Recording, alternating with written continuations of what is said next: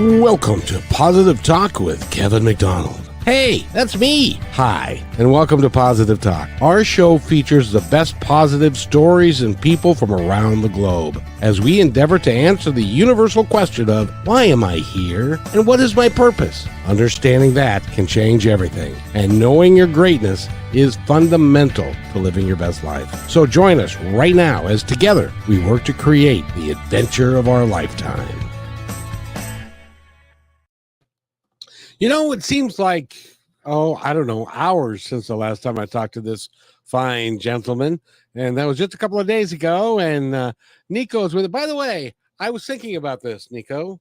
And I think that rather than use your full name, that we should treat you like Madonna, Yeah, or just like Cher. Or Cher, and you could be Nico. I'm okay with this. I'll own the name Nico for the rest. Like I'm copywriting it tonight. It's mine. Nobody else can use it. It's mine. Well, I don't know. I haven't run across very many Nikos. Where'd the name come from?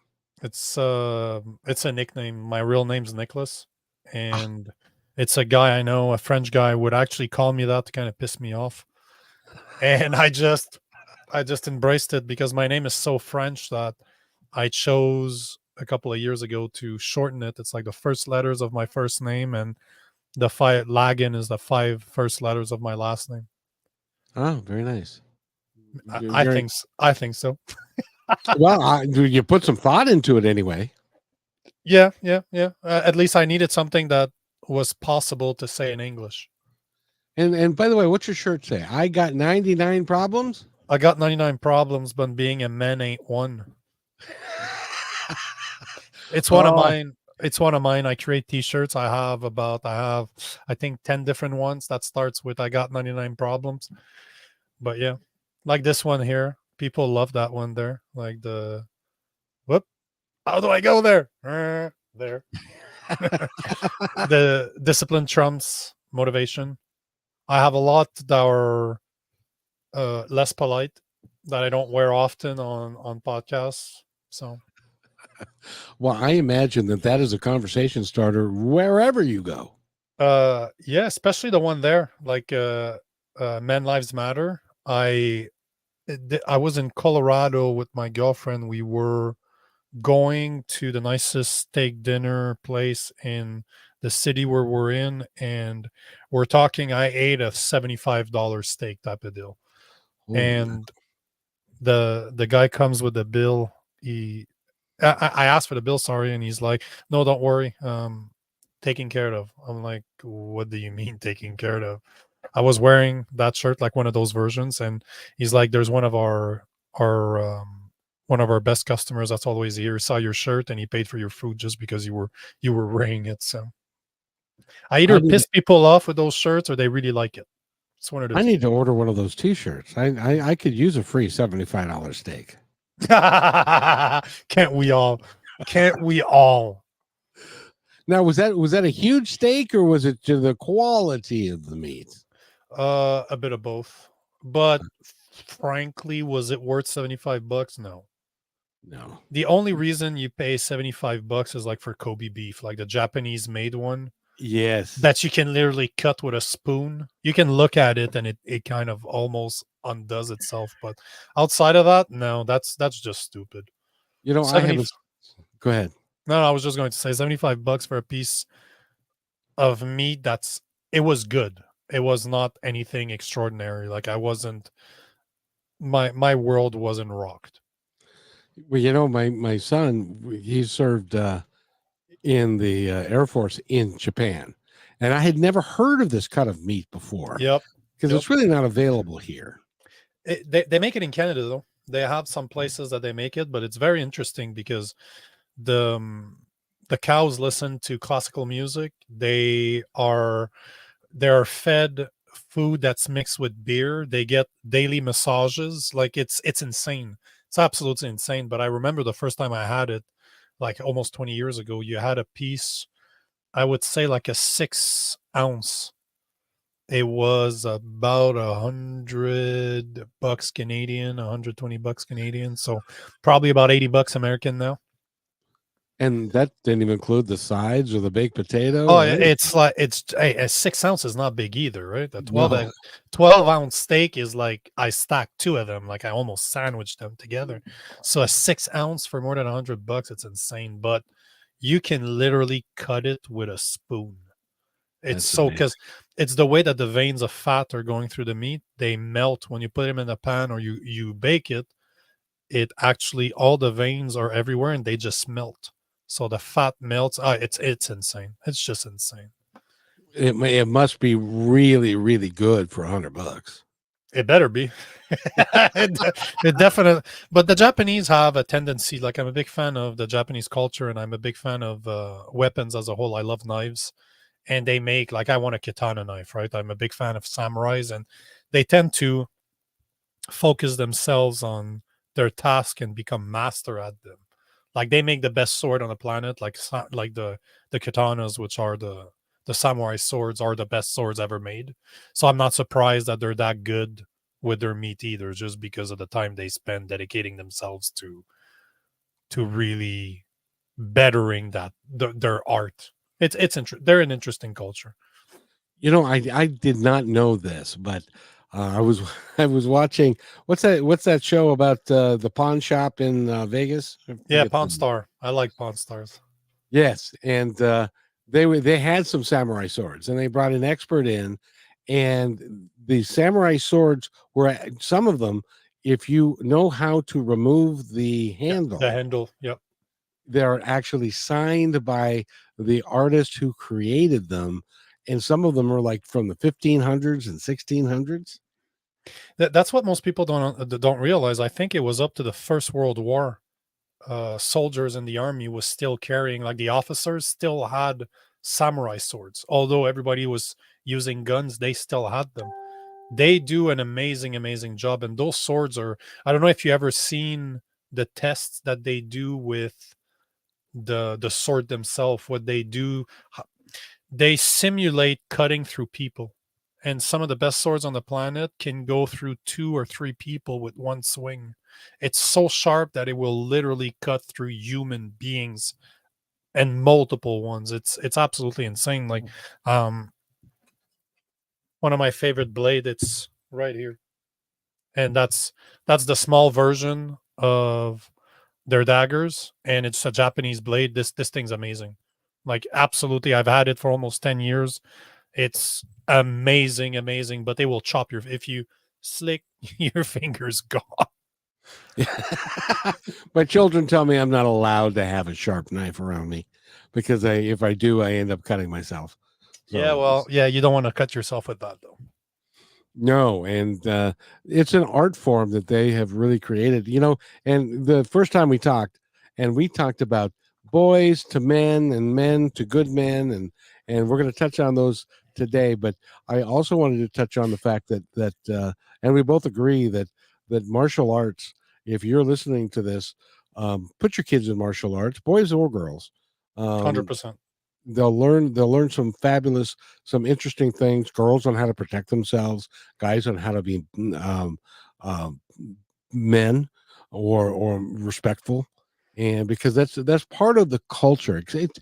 Go into that a little bit, because I think that in Western civilization we've kind of lost that. Yep. So touch on that if you wouldn't mind. But it's interesting what you're saying, because my favorite martial art, at least the one that I'm more proficient in, is Muay Thai, which is it's a style that comes from Muay Boran, which is Thailand. And now Muay Thai has been developed as a sports like boxing, for example, except we have elbows, punches, kicks, and knees. But what's interesting is that if you go to Thailand, Buddhism is extremely big over there. Like Buddhism is the main religion, and Right. so Muay Thai and Buddhism are kind of separated because everybody's a Buddhist over there. Like the spiritual aspect of martial art is ingrained into the culture. But what's interesting is that you have people, they took Muay Thai out of Thailand, they take karate out of Japan, they take martial arts out of the West or out of the East, and they bring it to the West, but they don't bring the spiritual aspect of it, which is, I find it extremely unfortunate because we lose a big part of the culture that's attached to the sport, to the I shouldn't call it a sport, to the self-defense style or to the combat style, and we just learn the techniques without understanding the spiritual aspect of it. You know, there's a Chinese proverb that says that I'd rather be a warrior in a garden than a gardener in a war zone. Mm. And this, unfortunately, is never really explained much today, where you should, as a man, you should have the skills to protect yourself, to protect your family, to protect your loved ones, but you should also possess the temperance to not attack everybody out there, to know restraint, to be able to de-escalate a situation, to be able to walk away from a situation. Like Dr. Jordan Peterson says that you being righteous and being harmless does not make you a good man. Being a monster that is a controlled monster makes you a good man. A guy that knows that he could kill you but chooses not to, chooses to be the bigger man, knowing what he's capable of doing, and simply walking away from a situation that doesn't require him to do anything. He can step on his ego and simply say, you know what, this is not worth it. It is not worth. You can simply, when you know, when you possess the skill to deal with those situations, you can assess, is there action that really need to be taken? Do I really need to do something here? Is my life in danger? Is my family life's in danger? Or we're just talking about a drunken idiot that thinks he can fight everybody? No, but you laugh. But man, It's you know, true, though. back when I was still fighting, I worked as a bouncer just for the fun of it, because back then I was a sales engineer. I did not need to do this, but I still chose to do it because I love the psychology of it. And I used to have an alcohol problem. I used to be an alcoholic, and you know, I've been to all the bars I went through back then. Everybody's drunk. I fought so many times in bars, and this gave me an opportunity to go in the bar where I was not drinking at all, and I could just look at people. I could just look at the drunken idiots fighting each other, and we had to separate the fights. Obviously, that's what bouncers do. But it's very interesting how it's always the drunken idiots that fight. It's always the people that have the less skills that actually feel the need to fight. All the guys that I've met over the years that are either professional fighters or long time martial artists that can literally cut you in half, they choose not to. They will, you get in an argument with us, we'll agree that you're better than us, well, we'll just leave. There's nothing to prove. I have nothing to prove to you. Those, by the way, are the most dangerous individuals Of that course. don't have to prove anything. They already know who they are, and Yep. so they it's the guys that have to boast and have to try and prove who they are. They're the ones who end up on fortunately, you know, you've seen videos of they pick on the wrong guy, the Surprise, wrong surprise. time. You know, Joe Rogan said that in one of his podcasts, that, and Joe Rogan, we're talking about lifelong kickboxer, lifelong Brazilian jiu-jitsu, like he's a black belt in Brazilian jiu-jitsu. The guy is extremely solid at what he does. And he explains it in one of his podcasts. He's like, you know what, man, I'm scared to fight. Fighting scares me. He's like, I don't want to fight people. That I have no interest in fighting people. And you're talking about a guy that can literally crush 99.9% of people out there with ease, but chooses not to. Like I remember a video of Matt Serra. He's an old UFC fighter. He was actually champion at 170. He's in a bar somewhere, and there's a guy that starts acting like an idiot, a drunken guy that starts attacking him for no reason.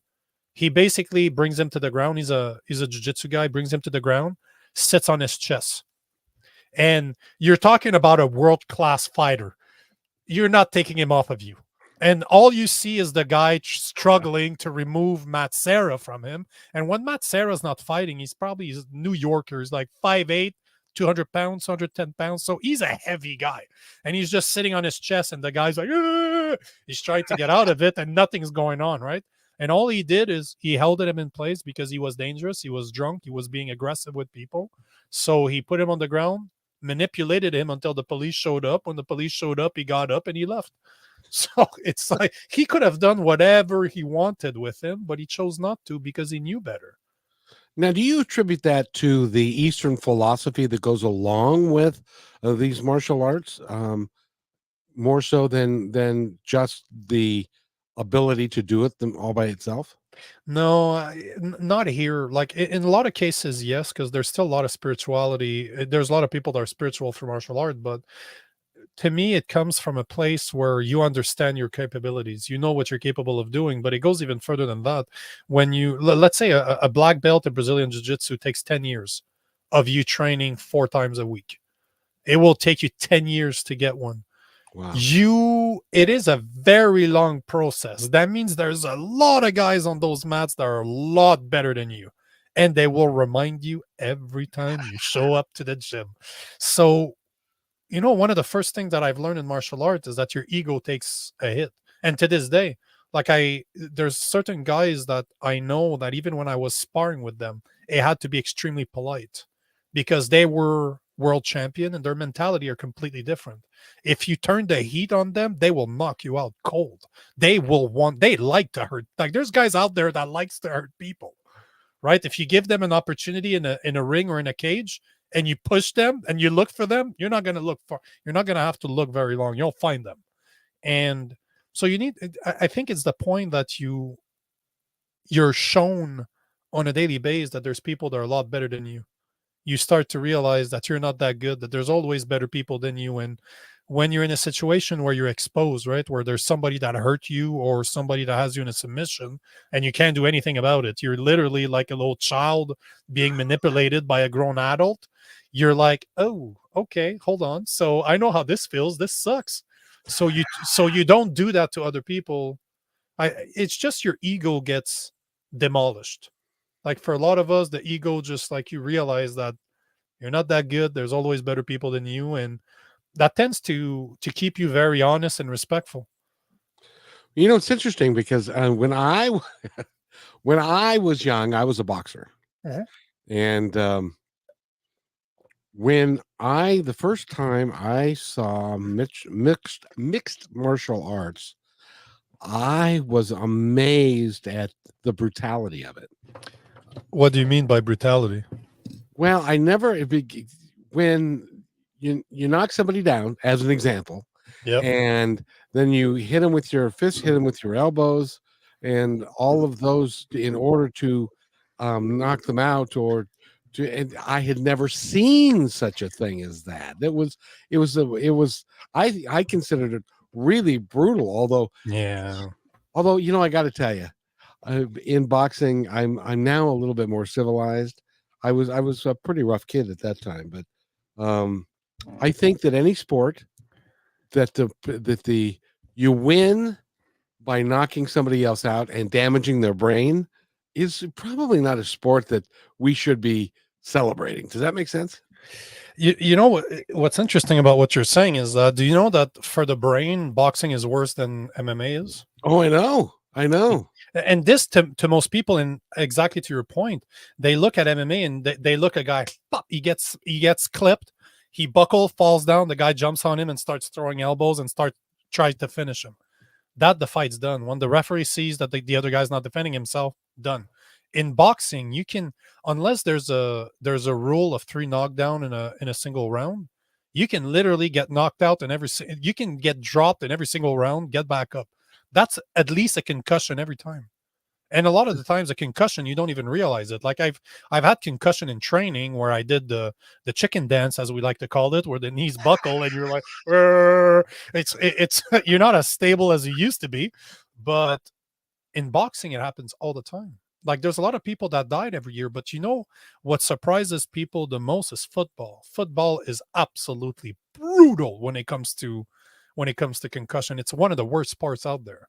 It is. It really is. And so I would like to see them do, well, of course, when I play, my kids tell me, did they have face masks when you played? And I said, yes, they had face masks, but they were all the same. Yep. And the helmets were not very they didn't offer much protection. Yeah, yeah. Not like the air helmets that they have now and stuff like that.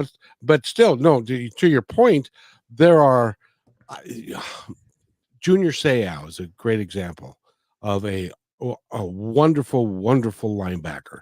He played for years and years and years, and was a dominant guy. Mhm. He had brain damage, and so much so that he ended up taking his own life at one point. Um, Look at the movie Concussion. yeah, Will Smith plays it, but it's based on a true story. And the NFL has known about this forever. And, going back to fighting, what's interesting, I was just watching a video this week where the guys were talking about how back in the days in boxing, they didn't have any gloves, right? They fought bare knuckle. Do you know right. that fighting bare knuckle is better for the fighters? Yes, Like people think that, oh no, they have a big padded glove. No, no, hold on, bro. You're adding such an amount of mass to a fist, and you're protecting it from breaking, or at least breaking as easily. So every single time I throw that right hand, or I throw that hook, or I throw a jab, I can put 100% power behind it. So that means that this transfer of power is given to the guy receiving it. When you're actually fighting bare knuckles, you're not going to throw 50 jabbing around. You're going to break your hand right off. Your hands are not that strong compared to somebody's head. Your head's the hardest bone on your body. I've broken my hand twice in somebody's face, and I can tell you it is hard. But people don't understand that less padding is normally better. The same thing with the helmets. Do you know that it's worse? Again, you're making the face bigger, you're making it heavier, and you're making it more wobbly. So you're hitting somebody with a big glove on a big helmet. You're causing more concussions than just if you were to fight bare knuckle. It's very strange concept for most people, but back in the days, they used to always go the distance. Very rarely would the fights end up in knockout because it's hard to knock somebody out when you're bare knuckle. It's well, very hard. and the other thing is that when you've got this 8 ounce or 10 ounce, in some cases 16 ounce Yep. glove on your hand, Hmm. then when you hit somebody with it, it's kind of a dull thud, but it knocks the brain against the side Yep. of the skull a lot more than a sharp punch with a jab or something bare knuckled, because so that's how when you knock somebody out, what you're doing is you're taking their brain and it's hitting the side of their head, or the side of their skull, and then that shuts them down. So Yep. either way, it's brutal. But you're right. Boxing, it was so sad. There was a guy that was in the gym that I was training at. He was a heavyweight, limited skills, but he had a good heart, and he loved to brawl. And I saw him a couple of years after I was done. His brain was gone. Yeah. He had punchers. What do they call it? Punchers. He was drunk punched, or Drunk punch punch. drunk. He was Thank you. he was drunk punch or punch drunk. Yeah. And he couldn't work anymore, and Mhm. it's a sad. So when we celebrate those kind of guys, it's kind of sad to me in a way, because they're it's not good for their livelihood for a long time. But professional football, the same way. You got these guys that they cannot function, and in their 50s and 60s. But not only that, but they start developing really big brain issues, like they show in the movie Concussion, and it causes them to almost become schizophrenic. Like it really starts altering their brain as a physical thing. It's physically altering their brains and the way that they work, and it's inducing problems that they could have never guessed. Like before that doctor started approaching it, this was unheard of. And unfortunately, I don't know if that's changed. I don't follow football enough to know, but I know back then they did not. Once you were done in the NFL, you're done. They're not following you. They're not going to pay for your medical expenses afterwards. Whatever happened to you when you were playing, you're not covered. Like the league was not. Once you're done, and you're left to your own demise. And I don't know if it's still the case today, if they are followed up afterwards, but you are, like, I would never put my kids in football. I Yeah. wouldn't. Like we're talking about, I I understand. You look at, like, there's a lot of Mexicans in boxing that come from nothing. They have no money. Same thing with even Americans, right? Even in fighting as a whole, a lot of the guys that fight don't have a lot of opportunities outside of fighting. So they fight because that's what they know, that's what they're good at, and they have the mental and physical capacity to do so. But if you don't have to, like, look at a guy like McGregor. I don't like the guy. I don't like his antics. I'm not a fan of the guy. But Conor McGregor, he left after being knocked out maybe once or twice, and he made hundreds of millions of dollars. Yeah. Like, this to me is smart business right there. Made your money and you left. Yep. You were Your brain is still there, because there's a guy I know I've met a couple of times. I have him on my Facebook. I used to watch him fight back in the days, but his name's Gary Goodman, and he used to be one of the first MMA fighters. Like, big black guy, he was a monster. And I met him a few years ago, and he's punch drunk. Like, it's unfortunate to say, but he's slurring his words. Like, you can tell he's not very clear, and he admits to it himself. Like, he will have gaps of time that he's missing, and it's unfortunate, because he comes from a time that was, those guys were warriors back in the days, bare knuckle, no rules. Oh Hey, yeah. those guys were monster. We're not just talking boxing here. We're talking face stumps to the like foot stumps to the face when you're on your back. Like, this is nuts. But Yeah. he's paying the price, unfortunately, for it today. Well, the interesting thing, and you mentioned it about football. Yep. Pete Carroll. I don't know. Do you know who Pete Carroll is? No, don't know the name though. He was a coach of the Seattle Seahawks, Okay. and he'd been coaching for years. He's 72 years old. He's young at heart, but he is 72. Yep. And they recently, well, yesterday, he had a press conference because they decided that his time as coach was done and he Okay. was going to be a consultant. And he said, years ago, I tried to get the NFL to understand that the NFL is about the players. Mm, We need to take care of the players yep. because they're the ones. It isn't the guys in the box upstairs. It Nope. isn't the coaches. It's the players that are out there using their bodies and their brains and their heads all the time. And we really owe it to them, because apparently it's still not happening, to take care of them and for the rest of their lives. So it's still the case, huh? It's still Yeah. the case. So Yeah. so what happens now is the average NFL career, because it's NFL stands for not for long. It's like 4 years. Yeah. Yep. And then after that, you are out because you've got a knee that's gone, or you've got a shoulder that's gone, or something like that. And then they don't take care of you after that. So then the money that you made, which could be substantial, by the time you're done, 90% of them are broke. Which is, and uh, another thing to keep in mind too, it is an extremely small percentage of guys that end up in the NFL, that end up in Oh yeah. the NHL, that end up in the NBA, that end up in the UFC. Like, those guys are a percentage of a percent of the people that actually play the sport, and they've dedicated to this level today. They've dedicated themselves to it. Like, those guys, they haven't been playing for 4 years there. For all you know, they were 8, and they've always competed. Yep. Everything that they've done, they've competed. So by the time, if you imagine that 4 years, you're drafted in your 20, like your end of your teens, beginning of your 20s, like let's say 20, you're drafted. That means by 24, your body's done. This is Yeah. what we're saying, like within 4 years. And that's not just for the NFL, but they were saying the same thing about the NHL. Like, contact sports tend to do that to people. But 4 years for people that have dedicated themselves to something. Do I agree that they should be making $50 million every year considering they're playing a sport? That's a different subject. But to say that those guys are literally they're destroying themselves for the amusement of others.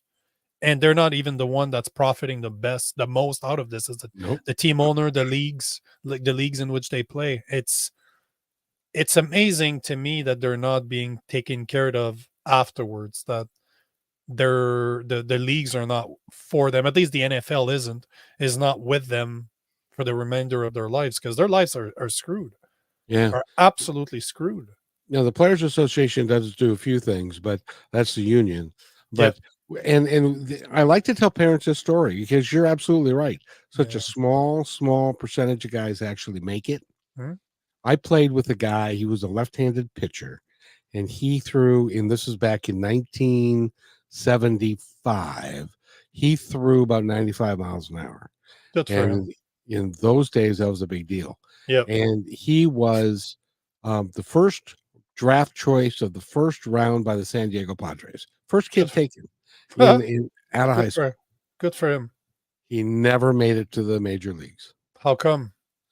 The story goes that he was running in the outfield, fell into like a gopher hole, ripped his knee up, Done. and he was done. Yeah, knee injuries are one of the worst things you can have because they never really heal properly and they're always soft because it's soft tissue damage. Like bones, you break like I've broken my arm a few times, I've broken my hands, I've broken fingers, toes, feet. They normally, because of the calcium deposit, they get stronger afterwards. As weird as this sounds, Yeah. if they're healed properly, if you put them back in place in time and they heal properly, but soft tissue damage like ligaments, oof, I got two bad knees. There's nothing I can do about it. Like they're always hurting. There's nothing I can do about it. I've had surgery done on one of them. The second, I'm just like not gonna do it. But every time I work out, I feel them. Every time I hit the bag, I feel them afterwards. It's And soft tissue damage is really a pain. And there'll be a time in place down the road, hopefully many years from now, Yep. when you'll consider knee replacement because the cartilage is gone and it's bone on bone, and there's nothing you can do about it. But My I right wanted, elbow, like look at this, like see oh that man, no, but that's as straight as I can make it. like yeah, like you see straight.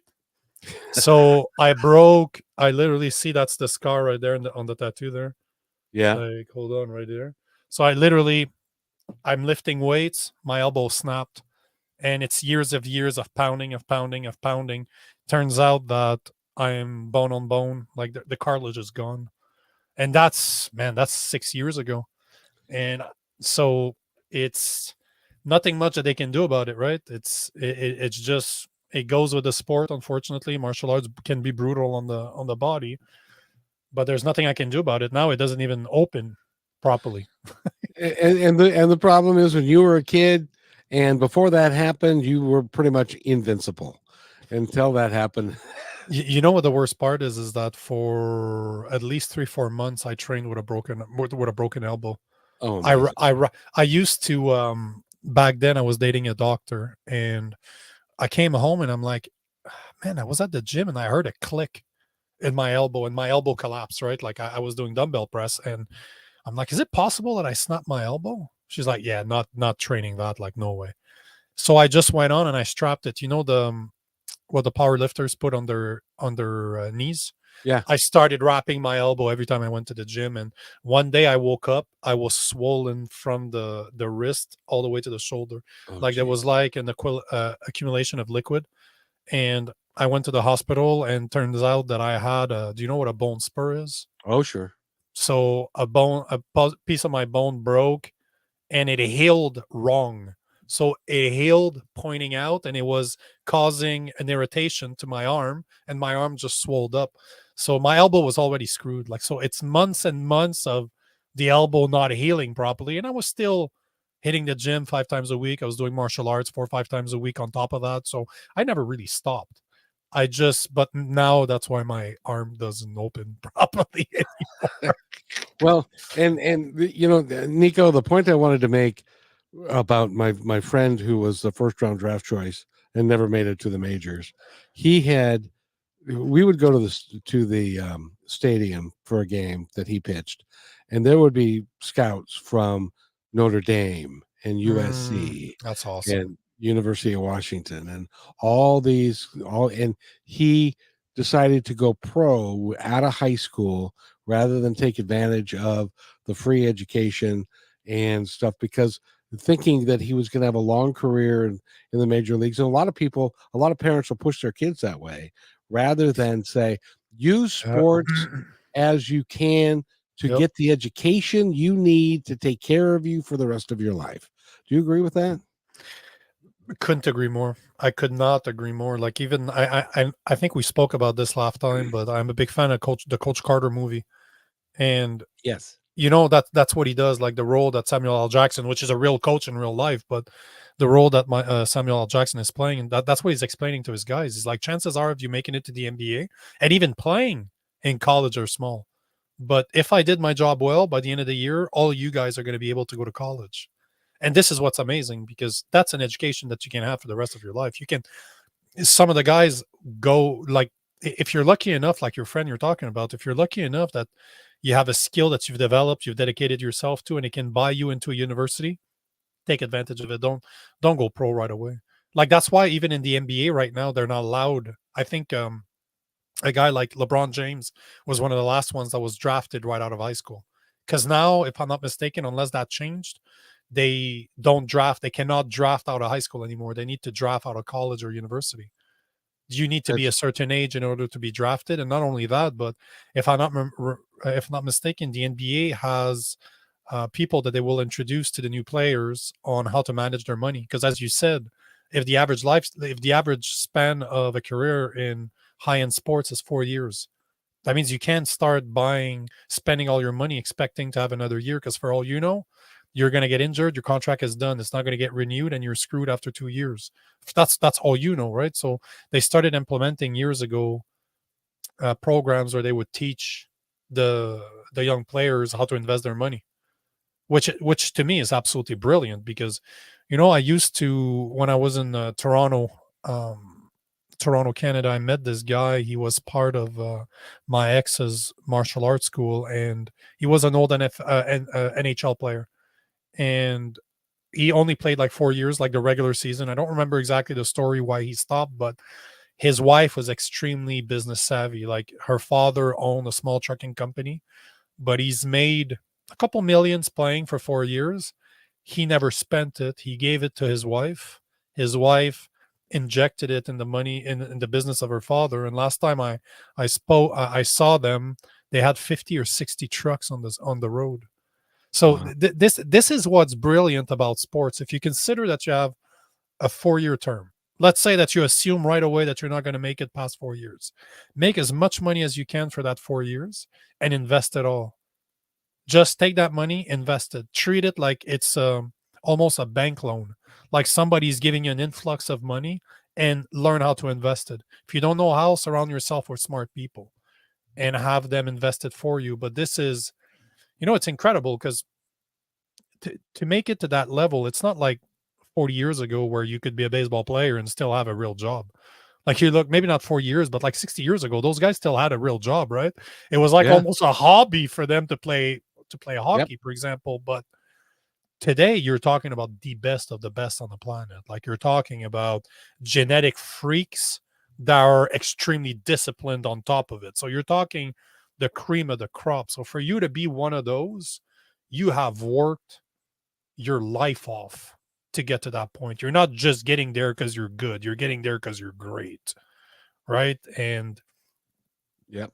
man, you have to be smart and understand that 4 years is not a long time. When and then the other problem is that I don't know. Do you ever watch the NBA or the NFL draft? Sure. Yeah. When the guys get drafted to the first round, and they've got these 20 or 30 people around them, and everybody's jumping up and down and cheering Yeah. because he got drafted in the top five, Yep. which means he's going to make $2 million his first year. I keep thinking to myself, how many of those people are saying, "Look at this, he's made all this money. We've made How money. can I? Yeah, we've made the money. How can I get into his pockets?" Mike Tyson. Read the story of Mike Tyson. He's the perfect example of this. At his height, I think Mike Tyson made 300 million. It's something along the lines of 2 to 300 million back in the 90s, beginning of the 80s. Like that guy was big at the end of the 80s, 90s, and beginning of the 2000s. Yep. He lost everything because of the bad investment, bad spending, too many people around him. It's exactly what you're talking about, right? It's those people like when you have an entourage in French, but entourage in English. When you have a Yes. bunch of people around you, who do you think is supporting you? They're also, it's the athlete that's supporting all those people, right? It's There's Yeah. vipers everywhere. There's snakes everywhere. I had somebody on my podcast earlier, and that's what he was talking about, how you really have to choose well the people that are around you. You do. Because always keep in mind that try to have the people that are around you that are there when you're suffering, not just there when your hard work pays off, but when you're making it, when you haven't made it yet, when you're on your way to make it. Who were the people that were there? It might be the people that are good for you. Who knows? But pay attention to that, right? Well, it's like your friend that was willing to get up at 4 o'clock in the morning and train with you Mhm. when you were a junior in high school or a senior, and was willing to work with you, and he stayed with you the whole time. You'd made nothing. That guy's going to probably is going to be able to take better care of you when you make it big and keep his head about him. I would hope, but you never know, and that's why you need good financial advisors and also behavioral advisors. I had no idea that there's so many strip clubs in this country, but apparently there are. I guess that's true. And a lot of these young guys, they've got $100 bills hanging out of their pockets and just waiting to give it to some stripper somewhere. It's it is definitely an issue. It's not something that's being taught in school, right? No, no. It's not something that the school will teach you. Most parents don't teach that to their kids either because they don't understand it themselves. So how could they teach it? But it is, man, I wish somebody would have taught me when I was younger. Well, you said it the last time we were together perfectly well. And that is, if you don't have a good, strong man as a role model, Yep. you're going to pick one. Hmm. And when you're 15 years old, you're Yep. probably not going to pick the right guy. Nope. No, because you don't know any better. I know I didn't. So you're absolutely right. Eh, man, it's amazing how having just one right person around you can be a game changer. Just one. That's Yeah. why, again, I'm such a fan of martial arts. I'm such a fan of the coaching. I'm such a fan of uh, high level or competitive, like having not only for the mental, but really for the people that are around you, like in competitive sports, is such a game changer too. Indeed. You know, I have really enjoyed talking with you. You're a smart guy, and you've got your head on your shoulders. And if somebody wants to talk to you about your books and what you're doing, how do they get a hold of you? NicoLagan.com. All of my stuff is on there. Yes, indeed. And the Personal Legend Initiative. What Yes, is that? sir. This is a program I've designed for men that are looking for purpose, men that are, we call them middle-aged men, men that are living their midlife crisis, as we so put it. We've made a bit of a mockery of what it's become, but helping men, good men, guys that's taking care of their families, that had a good career, that were selfless, that took care of the people around them, and now they're to a point that they're realizing that there's probably less time left than you've spent already. Like I like to say that you're on the back nine. You're coming back to the clubhouse and you're starting to realize that, as a man, you're supposed to serve others, you're supposed to take care of the people around you, you're supposed to protect your family, take care of them. And now they're to a point where their children are older. They don't need to be involved as much, as in they're not as dependent on them. And it's incredible when you have purpose and your purpose is to take care of your family. When you start feeling that you're less and less needed, you kind of start losing a bit of your purpose and you start realizing, okay, maybe it's time for me to do something else. Maybe my time would be better spent doing something else. I'm wiser, I'm smarter, I've learned quite a few things in my life. I have a lot of transferable skills that I've learned over a career that I could be doing something else. And the program is really designed to find what your purpose is, why God put you on this planet, what's your reason for being here, and to pursue it, to go after it, to have the courage to say, you know what, I'll stop doing what I'm doing right now and I'm going to reinvent myself into something completely different where I'm going to be serving others, but in a different way. I just love that because interviews that I do and as many people as I've interviewed, it's almost a universal concept that at one point in everybody's life, Yep. they say, "Why am I here? Hmm. And what am I here to do?" Yep. And some people act on it, some people don't. The people who don't should, and the people who act on it need guidance. It's accountability, right? Having a coach that's there to just be accountable, to tell you, you know what, bro, this is where you're at. You can do better. At the end of the day, that's what it comes down to. You have a purpose, you know what it is. Like most people, if you ask them the right question, they know exactly what they want to be doing, what they should be doing. It's just a matter of being pushed into that direction and having somebody there to keep you accountable. To me, there's no difference than having a coach, like a personal trainer at the gym. If you don't know what you're doing, or you know deep down that you're the type of person that needs to be pushed, that you can't do it alone, no problem. There's a lot of people out there that will keep you accountable. Could be a dietitian, could be a personal trainer, could be a purpose coach like me, could just be somebody you need to talk to, somebody that's going to be around to just, on the days you're not doing well, simple phone call and say, "Hey, bro, I'm not feeling it today." No problem. Like, I'll keep you accountable. This is the magic of it. And what I find amazing is that a lot of people out there are so based on ego to say, "Oh, I can do it by myself." Yet the richest man on the planet, called Elon Musk, will admit to himself that he has multiple coaches. So one of the smartest guy living right now, and the richest man on the planet, has people use, like, making recommendations to him, people that are there to say, let's try this, let's try that. Like, he looks for other people's opinion, and that's why he's so smart. Not because he knows everything, because he's ready to surround himself by people that want him, that want his good, that's going to be there to help him better himself. And it always amazes me how regular people, just your average person, will not work with a coach because they think that they're better than that. But yet the smartest people I've ever met in my life all have coaches. They all have, maybe they don't right now, but for the most part of their lives, they've had people help them develop who they are. And every single time they're going to try a new venture, they're trying to developing a new part of themselves.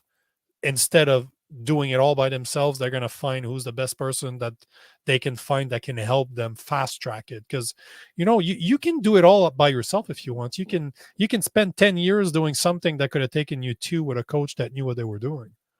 So this is up to you, right? How much time do you want to spend?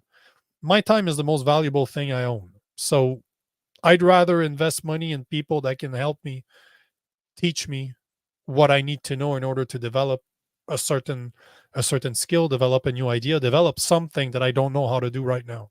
Why not just spend the money instead of spending the time? I have a friend of mine that is a financial advisor. Mhm. He only works with 2 million plus properties, Okay, and he makes high six figures, at least as near as I can figure. sure, He's got a financial coach. of course. And I asked him, "Why you're like a financial god to all these people? Why do you have a financial coach?" And he says, "Because I can't see everything, Nope, and my ego gets in the way.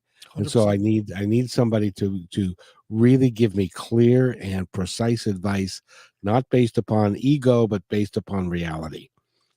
And it's interesting how the people that are great, that excel at what they do, understand this, because I'd be ready to argue that the reason why they excel is because they've accepted that. Hmm. They've accepted the fact that they need others to develop themselves, because it's just smarter. It's just smart business. It is just smart to surround yourself with people that know more than you do in certain aspects. That's the type of person that should be around you. Like, I got a buddy of mine that he's the age my father would be. He's in his mid 60s. I'm early 40s, and we've met on a diving trip years ago. And he's the age my father would be, and yet we have a weird relationship. He's a friend slash mentor slash advisor slash father slash buddy. It's a very strange relationship that I have with him, but he is the one to call my bull. He is the one that's going to tell me, "Hey, bro, why are you doing this? What are you doing? Like, use your head here. This ain't working. Like, what are you doing?" And most people don't want that. Most people don't want somebody that's going to be calling your bad things, that's going to be calling you out on the things that you're doing wrong. Yet I value his opinion more than anything else in the world. Like, this is how much I respect his opinion. There's not a lot of people that I will listen to with 100% attention to say, you know what, he's saying this, that means it means something. I need to figure this out. I need to figure out if he's right or not. But this should be cherished. These are the type of relationship that people should look for. You should always have people that are ready to help you, that are ready to call. You know, most people have yes men around them. Yes. People that are just like, yeah, you can do it. Don't be yourself and you'll succeed. Wrong. Wrong. You're being told by somebody to stay themselves to succeed that's never succeeded at anything. Why are you listening to that person? Because they're telling you you're awesome, you're special, and you're great? Yeah. Okay, there, buddy. Like, this is not how you grow. Growing sucks. Growing is through mistakes. Growing through a man grows by trials and tribulations. You make mistakes, you find people that can help you fast track what you're trying to accomplish, and you know what, you pay people to keep you accountable, to give you information that you wouldn't have found by yourself, or it would have taken you time, and they keep you on track. Yep. Yep. Well, the thing is, you can look in the mirror and you're not really seeing what you really look like.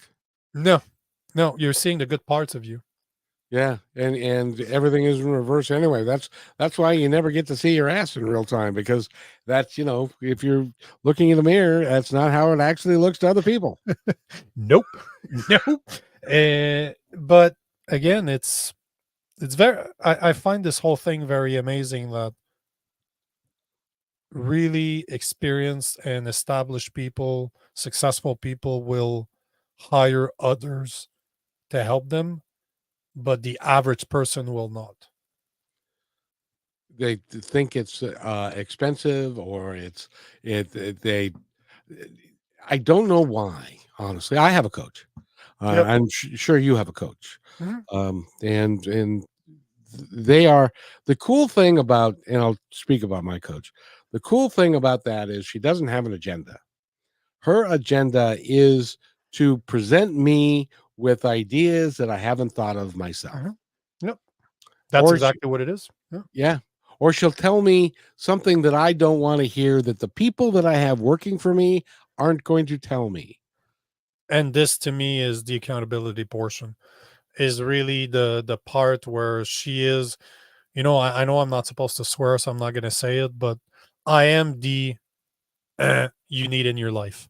I'm that guy that's gonna call your bull, that's gonna tell you what you're doing and asking you the hard questions. All my content are hard questions, and that's what I do in real life, and that's what I like in people. And that sounds to me that that's what she is to you. That she will.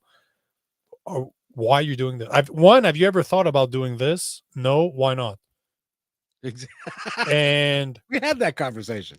of course you have. This is one of the simplest conversations to have, but it is all about new ideas, accountability, and asking the hard questions.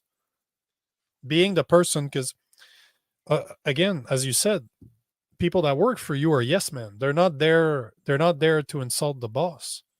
So you need to have somebody that's a third party, that's outside of your direct sphere, if you will, and that does not necessarily have anything to gain directly from that advice, outside of making you a better person or offering you a perspective that you've never had before. Yep, they have no agenda. They have no reason, except for they made a commitment. They made Yep. a commitment to make you the best that you can be, Hmm. and they don't.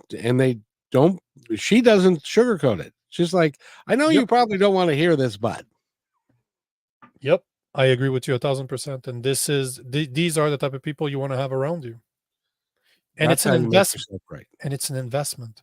Yeah, A lot of people see it as expensive. Sure, it can be, but that's an investment. This is one of the smartest investment you can do.